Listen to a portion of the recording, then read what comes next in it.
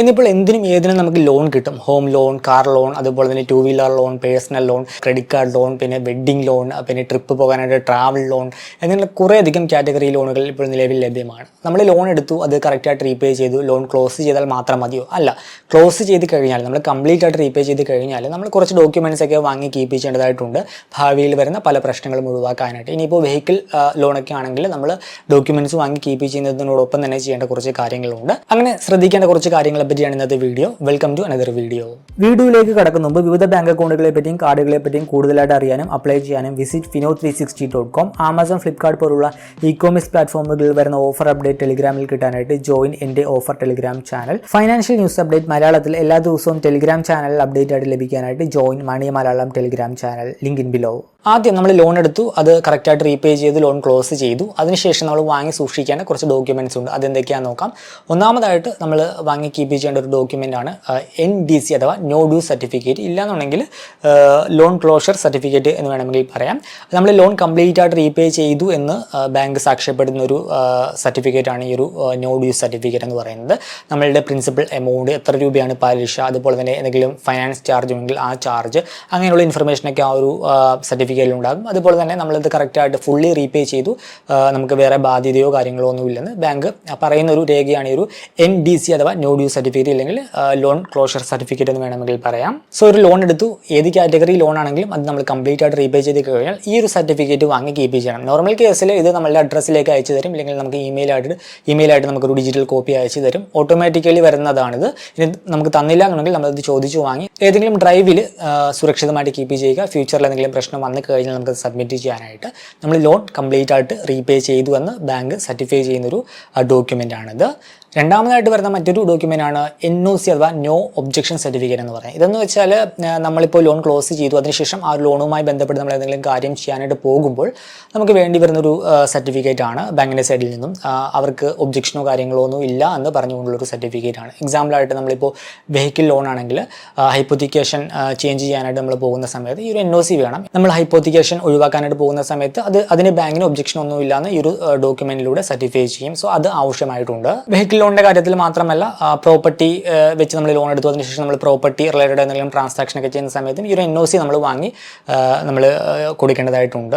No objection certificate. നമ്മളത് ആ ഒരു പ്രോപ്പർട്ടി നമ്മൾ ട്രാൻസ്ഫർ ചെയ്യുന്ന സമയത്ത് ബാങ്കിന് ഒബ്ജക്ഷൻ ഒന്നും ഇല്ല എന്നായിരിക്കും ആ ഒരു NOC കൊണ്ട് അർത്ഥമാക്കുന്നത്. NOCയും അതുപോലെ തന്നെ ആദ്യം പറഞ്ഞ നോ ഡ്യൂ സർട്ടിഫിക്കറ്റ് NDC രണ്ടാണ്. NDC അഥവാ നോ ഡ്യൂ സർട്ടിഫിക്കറ്റ് എന്ന് പറയുന്നത് നമ്മൾ കംപ്ലീറ്റ് ആയിട്ട് റീപേ ചെയ്തു എന്ന് ബാങ്ക് നൽകുന്ന ഒരു ഡോക്യുമെൻ്റ് ആണ്. NOC എന്ന് പറയുന്നത് നമ്മളൊരു ട്രാൻസാക്ഷൻ നടത്തുന്ന സമയത്ത് ബാങ്കിന് ഒബ്ജക്ഷൻ ഒന്നും ഇല്ല എന്ന് സർട്ടിഫൈ ചെയ്യുന്നൊരു ഡോക്യുമെൻ്റ് ആണ് NOC. രണ്ടാണ്. NOC നമ്മൾ നോർമലി റിക്വസ്റ്റ് ചെയ്താൽ മാത്രമേ ബാങ്കുകൾ നൽകാറുള്ളൂ. നമ്മൾ ലോണൊക്കെ ക്ലോസ് ചെയ്ത് നമ്മൾ റിക്വസ്റ്റ് ചെയ്ത് കഴിഞ്ഞാൽ കുറച്ച് ദിവസങ്ങൾക്കുള്ളിൽ നമുക്ക് നമ്മുടെ അഡ്രസ്സിലോ അല്ലെങ്കിൽ ഡിജിറ്റലിയോ നമുക്ക് അയച്ചു തരും NOC. നമ്മളത് റിക്വസ്റ്റ് ചെയ്യേണ്ടതായിട്ടുണ്ട്.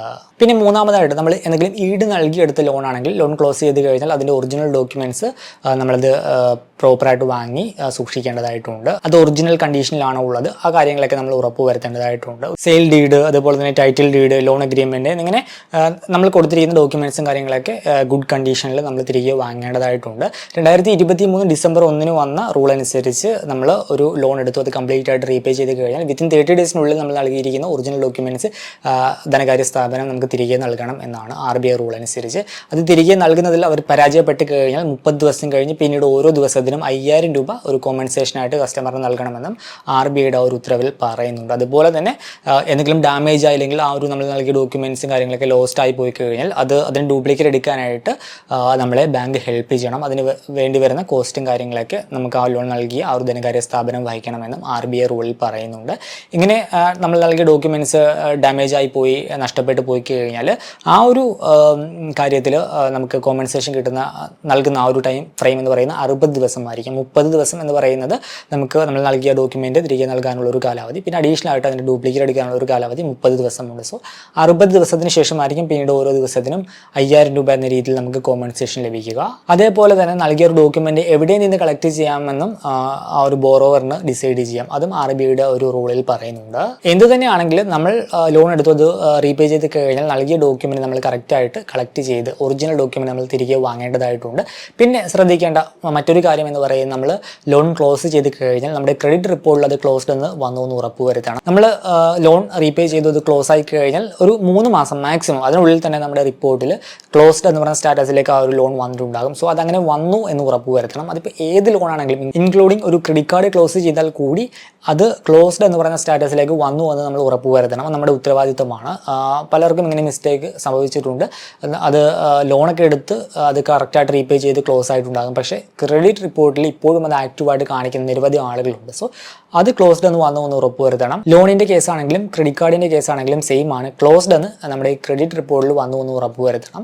നമുക്കിപ്പോൾ GPay അങ്ങനെ നിരവധി പ്ലാറ്റ്ഫോമുകളിൽ മാസത്തിൽ ഒരു തവണ നമ്മുടെ റിപ്പോർട്ട് സൗജന്യമായിട്ട് ആക്സസ് ചെയ്യാം. അങ്ങനെ നോക്കിയാൽ മതിയാകും. നോക്കുക ആ ഒരു ലോൺ അക്കൗണ്ട് ക്ലോസ്ഡ് എന്ന് പറയുന്ന സ്റ്റാറ്റസിലേക്ക് വന്നു എന്ന് ഉറപ്പ് വരുത്തണം. പിന്നെ വാങ്ങി സൂക്ഷിക്കാവുന്ന മറ്റൊരു ഡോക്യുമെൻ്റ് ആണ് സീറോ ലയബിലിറ്റി സർട്ടിഫിക്കറ്റ് എന്ന് പറയുന്നത്. നമുക്ക് ആ ഒരു ലോൺ നൽകിയ സ്ഥാപനവുമായിട്ട് പ്രത്യേകിച്ച് ബാധ്യതയോ കാര്യങ്ങളോ ഒന്നും ഇല്ലാന്ന് സർട്ടിഫൈ ചെയ്യുന്നൊരു ഡോക്യുമെൻ്റ് ആണിത്. അപ്പോൾ അത് നമുക്ക് വേണമെങ്കിൽ വാങ്ങി സൂക്ഷിക്കാം, സീറോ ലയബിലിറ്റി സർട്ടിഫിക്കറ്റ്. പിന്നെ നമുക്ക് വാങ്ങാവുന്ന മറ്റൊരു കാര്യമാണ് ലോൺ അക്കൗണ്ടിൻ്റെ സ്റ്റേറ്റ്മെൻറ്റ് എന്ന് പറയുന്നത്. നമ്മൾ ലോൺ എടുത്തിട്ട് അത് റീപേ ചെയ്യുന്ന ആ ഒരു ടൈം ലൈനും എത്ര രൂപ റീപേ ചെയ്തു അതിൻ്റെ ചാർജ്, അങ്ങനെ മൊത്തത്തിൽ നമ്മൾ ലോൺ എടുത്ത ആ ഒരു ടൈം മുതൽ ക്ലോസ്ഡ് ആയ ഒരു ടൈം വരെയുള്ള അക്കൗണ്ട് ട്രാൻസാക്ഷൻ്റെ കാര്യങ്ങളൊക്കെ നമുക്ക് ഈ ഒരു സ്റ്റേറ്റ്മെൻറ്റിലേക്ക് കിട്ടും. നമുക്ക് ഒരു ഹിസ്റ്ററിക്ക് വേണ്ടി നമുക്കത് വാങ്ങി കീപ്പ് ചെയ്യാം. ഇല്ലാന്നുണ്ടെങ്കിൽ നമുക്ക് ഓഡിറ്റും കാര്യങ്ങളൊക്കെ നടത്തുന്ന സമയത്ത് ഉപയോഗിക്കാനായിട്ട് ഇങ്ങനെ ലോൺ അക്കൗണ്ടിൻ്റെ സ്റ്റേറ്റ്മെൻറ്റ് വാങ്ങി നമുക്ക് കീപ്പ് ചെയ്യാം. അപ്പോൾ അതും ഒന്ന് വാങ്ങി കീപ്പ് ചെയ്യുന്നത് എന്തുകൊണ്ടും നല്ലതാണ്. മറ്റൊന്ന് പോസ്റ്റ് ഡേറ്റഡ് ചെക്ക് ആണ്. നിങ്ങൾ ലോൺ എടുക്കുന്ന സമയത്ത് റീപേയ്മെൻറ്റിനായിട്ട് പോസ്റ്റ് ഡേറ്റഡ് ചെക്ക് കാര്യങ്ങളൊക്കെ നൽകിയിട്ടുണ്ടെങ്കിൽ ലോൺ ക്ലോസ് ചെയ്യുന്ന സമയത്ത് ആ ഒരു ചെക്ക് തിരികെ വാങ്ങണം. എന്നിട്ട് അത് ക്യാൻസൽഡ് എന്ന് പറയുന്ന സ്റ്റാറ്റസിലേക്ക് പോയി എന്ന് ഉറപ്പ് വരുത്തണം. ഇനിയിപ്പോൾ വെഹിക്കിൾ ലോണൊക്കെ ആണെങ്കിൽ അഡീഷണലി ചെയ്യേണ്ട മറ്റൊരു കാര്യമാണ് ഹൈപ്പോത്തിക്കേഷൻ റിമൂവ് ചെയ്യണം. ഇപ്പോൾ നമ്മൾ ലോൺ എടുത്തൊരു വെഹിക്കിളൊക്കെ എടുക്കുന്ന സമയത്ത് RC ബുക്ക് നോക്കിക്കഴിഞ്ഞാൽ അതിനകത്ത് നമുക്ക് ഹൈപ്പോത്തിക്കേഷൻ കാണാനായിട്ട് സാധിക്കും. ആ ഒരു നമുക്ക് ലോൺ നൽകിയ സ്ഥാപനത്തിൻ്റെ പേരും കാര്യങ്ങളൊക്കെ നമുക്ക് RC ബുക്കിൽ കാണും. വാഹനത്തിന് RC ഓണർ നമ്മളാണെങ്കിലും അതേപോലെ തന്നെ സെയിം രീതിയിൽ ഹൈപ്പോത്തിറ്റിക്കൽ ഓണറായിട്ട് ആ ഒരു ലോൺ നൽകിയ സ്ഥാപനവും വരും. അതാണ് ഈ ഒരു RC ബുക്കിൽ ഒരു ഹൈപ്പോത്തിക്കേഷൻ സെക്ഷൻ കൊണ്ട് അർത്ഥമാക്കുന്നത്. സോ നമ്മൾ ഒരു വെഹിക്കിൾ ലോൺ എടുത്തു, അത് റീപേ ചെയ്ത് ക്ലോസ് ചെയ്ത് കഴിഞ്ഞാൽ RC ബുക്കിൽ നിന്നും ഈ ഒരു ഹൈപ്പോത്തിക്കേഷൻ റിമൂവ് ചെയ്യണം. അതിനായിട്ട് നമുക്ക് ആദ്യം പറഞ്ഞ ആ ഒരു നോ ഒബ്ജക്ഷൻ സർട്ടിഫിക്കറ്റ് വേണം. ആ ഒരു NOCയും അതുപോലെ തന്നെ നമ്മളുടെ ID പ്രൂഫ് അങ്ങനെയുള്ള കുറച്ച് ഡോക്യുമെൻറ്റ്സ് വേണം. പിന്നെ ബാങ്ക് നൽകുന്ന ഒരു ഫോം 35 ഉണ്ട്. അങ്ങനെ കുറച്ച് ഡോക്യുമെൻറ്റ്സും കാര്യങ്ങളൊക്കെ വെച്ചുകൊണ്ട് RTO ഓഫീസിൽ കോൺടാക്ട് ചെയ്ത് കഴിഞ്ഞാൽ നമുക്ക് നമ്മുടെ RC ബുക്കിൽ നിന്നും ആ ഒരു ഹൈപ്പോത്തിക്കേഷൻ റിമൂവ് ചെയ്യാം. അപ്പോൾ അത് റിമൂവ് ചെയ്യേണ്ടത് നമ്മുടെ ഉത്തരവാദിത്തമാണ്. അല്ലാതെ ആ ഒരു ഫൈനാൻസ് നൽകിയ സ്ഥാപനമല്ലാതെ ചെയ്ത് നൽകേണ്ടത് നമ്മളുടെ ഉത്തരവാദിത്തമാണ്. ഈ ഒരു RC ബുക്കിൽ നിന്നും ആ ഒരു ഹൈപ്പോത്തിക്കേഷൻ റിമൂവ് ചെയ്യേണ്ടത്. പിന്നെ വെഹിക്കിൾ ലോണിൻ്റെ കാര്യത്തിൽ ചെയ്യേണ്ട ഒരു കാര്യം, ഇങ്ങനെ ലോണൊക്കെ ക്ലോസ് ചെയ്ത ശേഷം നമ്മുടെ ഇൻഷുറൻസിലും അതിൻ്റെ ഓണർ ഡീറ്റെയിൽസും കാര്യങ്ങളൊക്കെ അപ്ഡേറ്റ് ചെയ്യേണ്ടതായിട്ടുണ്ട്. ആദ്യം പറഞ്ഞ ഒരു NOC വാങ്ങി ഇൻഷുറൻസ് കമ്പനിക്ക് സബ്മിറ്റ് ചെയ്ത് കഴിഞ്ഞാൽ നമുക്ക് ഇൻഷുറൻസിലും നമുക്കത് അപ്ഡേറ്റ് ചെയ്യാനായിട്ട് സാധിക്കും. സോ ഇതൊക്കെയാണ് പ്രധാനമായിട്ടും നമ്മൾ ലോൺ എടുത്തിട്ട് റീപേ ചെയ്ത് ക്ലോസ് ചെയ്ത് കഴിഞ്ഞാൽ നമ്മൾ ചെയ്യേണ്ട കാര്യങ്ങൾ. ഈ പറഞ്ഞ ഡോക്യുമെൻറ്റ്സും കാര്യങ്ങളൊക്കെ വാങ്ങി കീപ്പ് ചെയ്യുക. പിന്നെ വെഹിക്കിൾ ലോണൊക്കെ ആണെങ്കിൽ ഹൈപ്പോത്തിക്കേഷൻ റിമൂവ് ചെയ്യുക. ഇങ്ങനെയുള്ള കാര്യങ്ങളൊക്കെ ശ്രദ്ധിക്കുക. ഈ ഒരു വീഡിയോ ഇഷ്ടമാണെന്ന് കരുതുന്നു. മറ്റൊരു വീഡിയോയിൽ മറ്റൊരു ടോപ്പിക്കുമായി കണ്ടുമുട്ടാമെന്ന പ്രതീക്ഷയോടുകൂടി